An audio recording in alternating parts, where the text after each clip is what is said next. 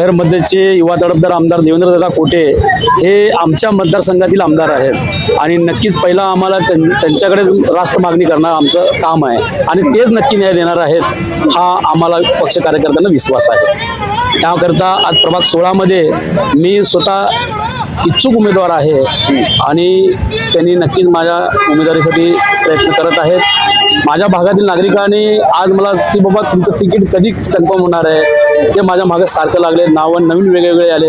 मला तसं नसतं, म्हणलं संघटनेचं काम 30 तारखेपर्यंत आपलं पक्षाची उमेदवारी डिक्लेअर होती, त्याकरता तुम्ही शांत राहा, होईल काम असं मी त्यांना सांगितलं।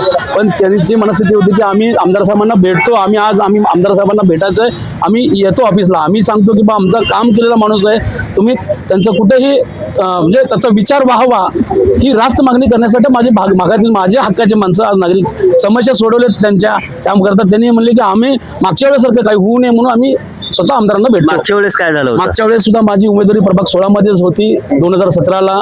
त्या टायमाला ऐन वेळेसही उमेदवार बदलला गेला आणि माझ्या घरच्यांना द्या म्हणून म्हणल्यानंतर ते उमेदवारी मी भेटली नव्हती, म्हणून तुम्हाला यावेळेस देवेंद्र कोटेकडे यावं अपेक्षा लागलं। आहेत।